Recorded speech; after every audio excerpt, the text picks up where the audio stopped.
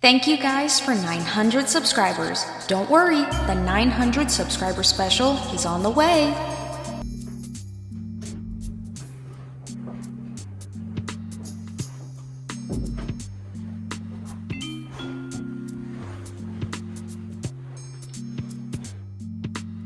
Guys, I'm finally doing it. That's right, the 900 subscriber special is finally here. Thank you guys so much, and now we're on the road to 1,000 subscribers.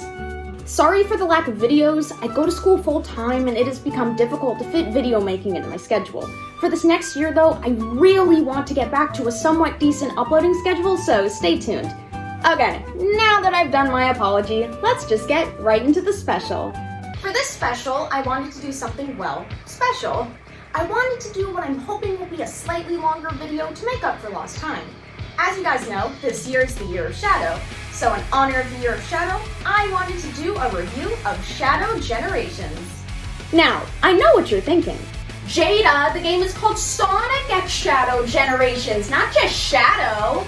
While it is true that Sonic is featured in the title, for this video I just wanted to focus on Shadow's story as it is basically its own game. Shadow Generations was created as a secondary story mode for Sonic Generations for the fearless Year of Shadow, and this game is incredible! I can't wait to talk about this game, so without any further ado, let's just get straight into the review.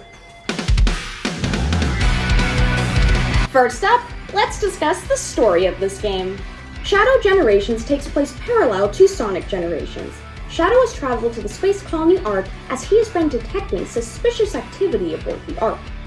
Rouge calls Shadow in an attempt to get him to attend Sonic's birthday party, but Shadow is more concerned with his mission. Shadow then encounters Black Doom, who he had thought had been defeated for good. Shadow then chases Black Doom just for him to escape, and then the Time Eater sucks Shadow away into his very own white space. When Shadow wakes up, he discovers an offline Omega and a giant machine of some kind floating in the sky. During Act 2 of the space colony Ark, Shadow discovers a new power of his, Doom Wings. Shadow is unsure of how he was able to sprout the wings, but notes that it felt natural to him. That's the general gist of the beginning of the story. If we fast forward slightly, Shadow notices some familiar silhouettes in the distance, but just dismisses it by telling himself that he's just imagining things. Eventually, Shadow comes face to face with Black Doom once again, where we learn that Black Doom plans on using the Time Eater's power in an attempt to revive his army and take over the world. Moving along, Shadow unlocks some more new powers, and he realizes that the silhouettes he saw earlier were real. Shadow encounters Maria and Gerald Robotnik, and he cannot believe his eyes as they had been lost long ago. Maria and Gerald are unsure of how they ended up in white space, but they know Black Doom is up to something. From here, it is up to Shadow to restore white space and to defeat Black Doom for good. I personally loved the story of this game. I thought it was interesting to see Black Doom back as an antagonist, since the last time we saw him was in 2005. I loved seeing all of Shadow's new powers and seeing a more emotional side to Shadow via his interactions with Gerald and Maria. There were so many epic moments, but there were also a lot of emotional moments. And I'm not gonna lie, I cried during the ending. It was just so hard to watch Shadow suffer as Maria and Gerald returned back to their own time. But you know, if a video game can make me scream with excitement, gasp with awe, and even cry, that the story is top tier. Speaking of top tier, let's move on to my next talking point. Now let's discuss the characterization and voice acting in this game. For this portion, I really just wanted to focus on the characterization of Shadow because, guys, Sega gave Shadow a personality and more emotions. For the past few years, Shadow has just been the token, edgy character who only displays feelings, anger, or frustration. However, in this game, I think Shadow is characterized extremely well. Shadow has moments of anger, yes, but he also displays instances of being deep in thought, kindness, and even sadness. Guys, come on, Shadow cried! I mean, we didn't see it, but we saw the tears! Overall, it was nice to see a Shadow with emotions because we really haven't seen that since Sonic 06, which most people say is Shadow's best characterization. However, I think this game may take that place. Now let's talk about the voice acting. Starting off, I want to take a look at Black Doom because his voice actor absolutely nailed it. For this game, Sega apparently got a new voice actor for Black Doom, which surprised me because the actor's voice sounds exactly like the original voice actor for Black Doom.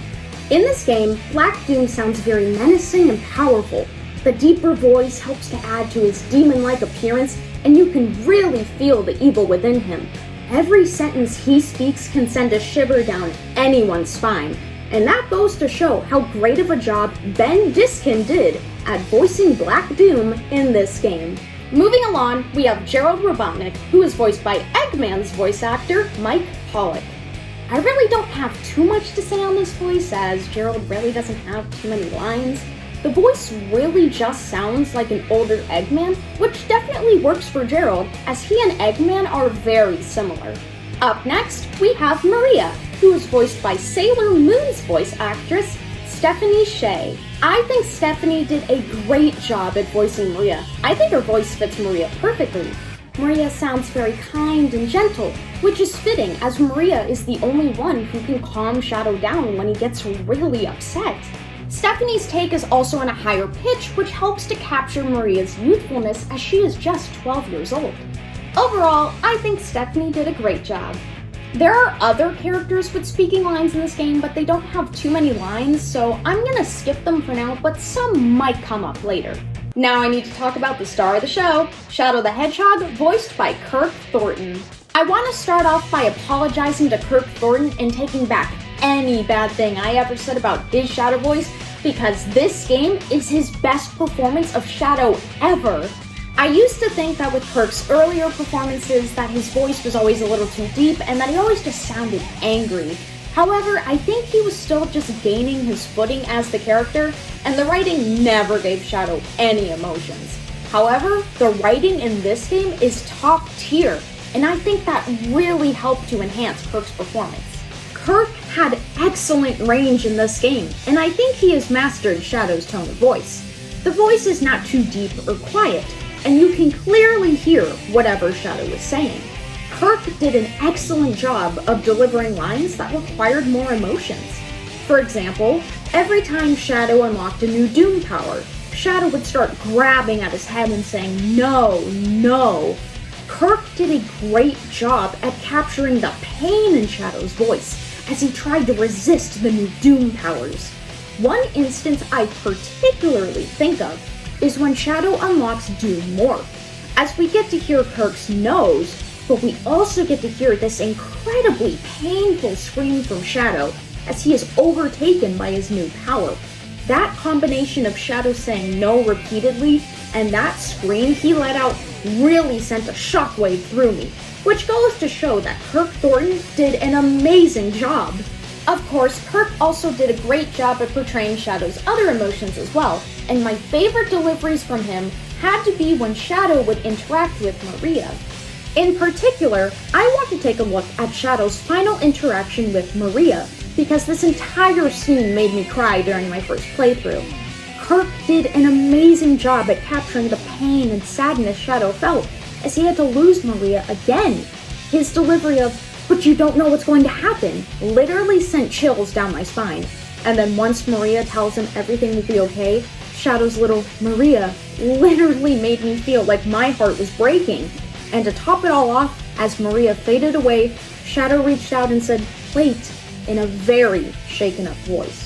Kirk did an amazing job at capturing all of Shadow's emotions in this game, and every delivery of his lines made me feel something, whether it was excitement or even sadness.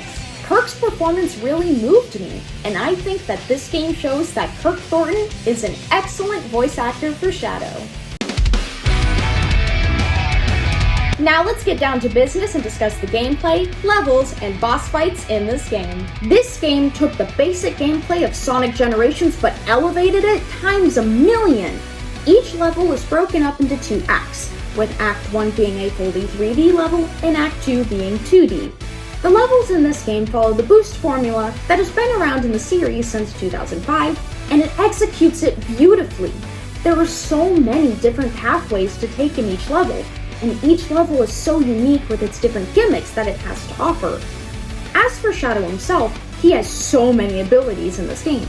Shadow comes equipped with a boost, chaos control, and chaos spears, which allow for really cool spectacles, especially with regards to chaos control. As the game progresses, Shadow unlocks several different Doom powers, which helps to make the gameplay even more enjoyable. Shadow unlocks Doom spears, which are like chaos spears except Shadow can hit multiple targets at once.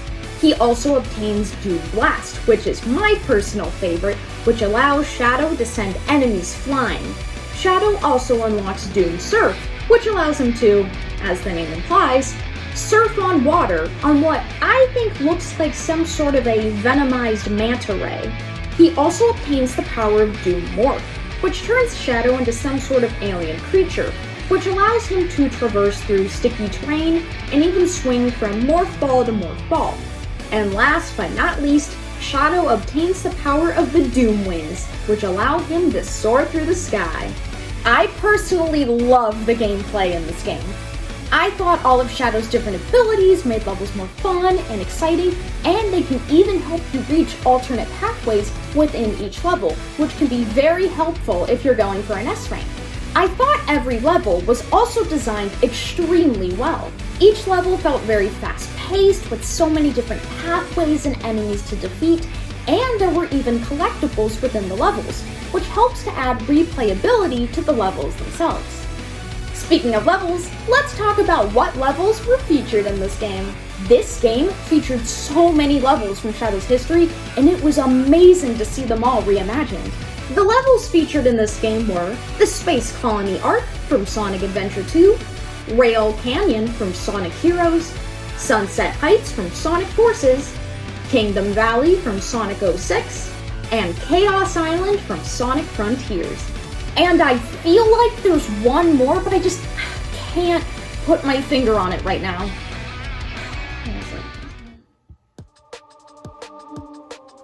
What's that noise? Do you guys hear that? Huh? Oh my gosh. Guys, what is going on? Guys!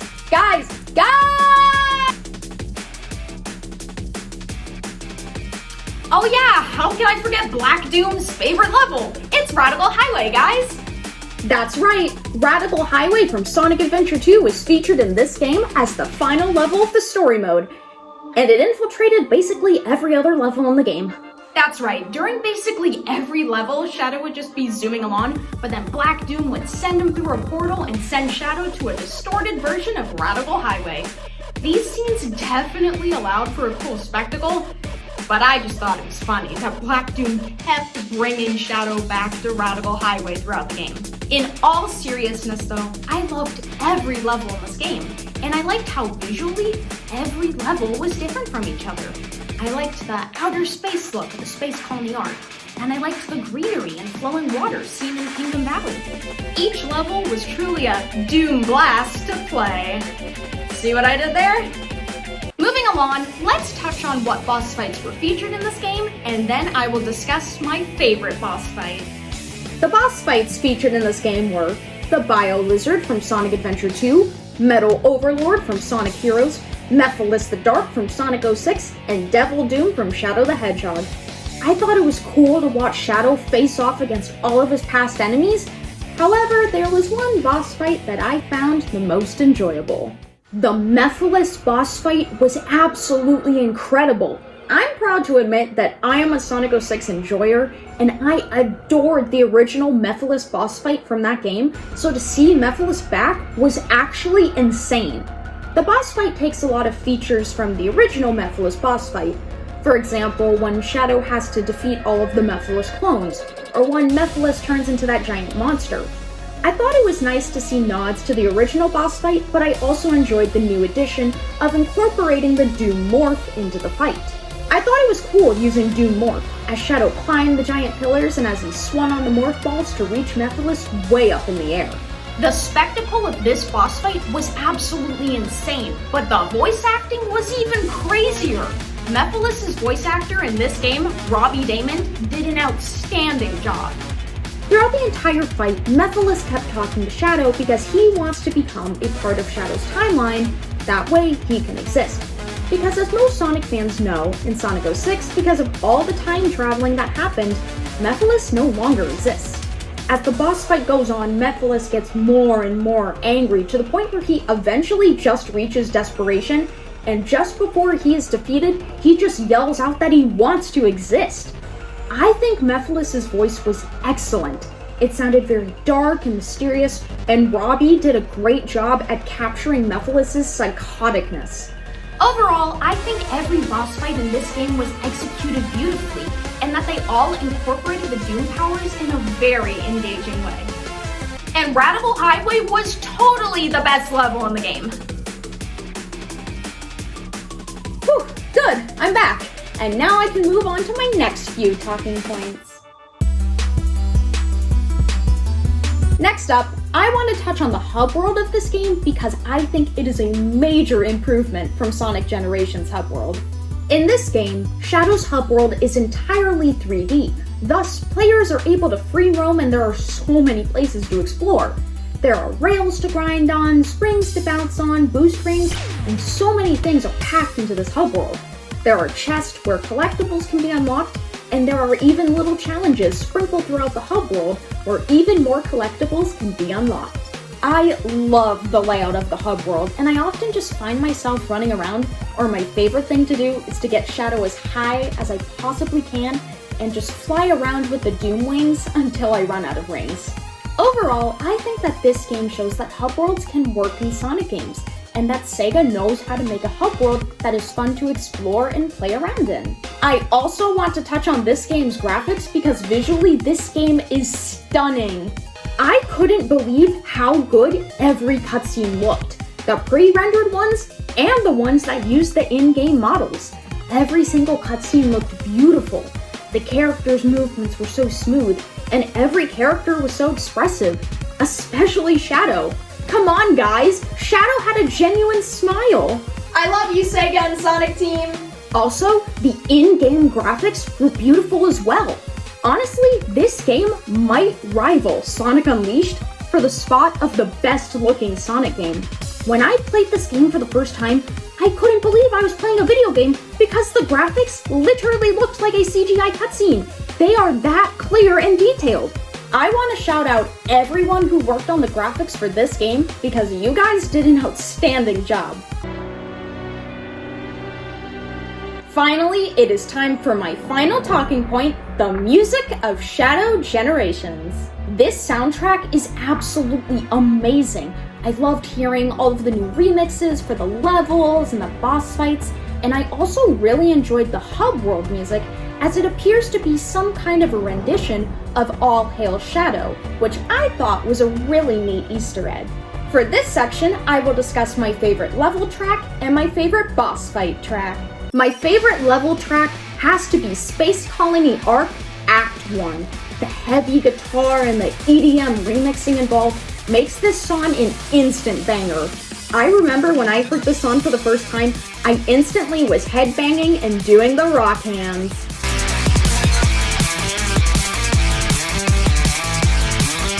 My favorite boss fight track has to be Supporting Me from the Biolizard fight. I adore the original version of this song, so being able to hear this song again was incredible. Although this version may not have lyrics, the new instrumental goes crazy. I love the guitar and I like the live and learn riff that got snuck into the song, and overall this song just sounds amazing. This entire soundtrack is absolutely god tier, and I just have one thing to say. Sega, please drop the Sonic X Shadow Generation soundtrack on Spotify and my life is yours. Update: as of editing this video, Sega has released the Sonic X Shadow Generation soundtrack to Spotify and to all other major streaming platforms. Thanks for answering my prayers, Sega. Alright, now let's wrap this thing up. Overall, I think Shadow Generations is one of the best Sonic games ever made because it excels in everything it does. It has an amazing story, great levels, great visuals, and killer music. On a scale of 1 to 10, I rate it a 10 out of 10 because it was genuinely one of the best video games I have ever played. This game definitely does a great job at honoring our Boy of the Year, Shadow the Hedgehog. Thanks for watching. Bye!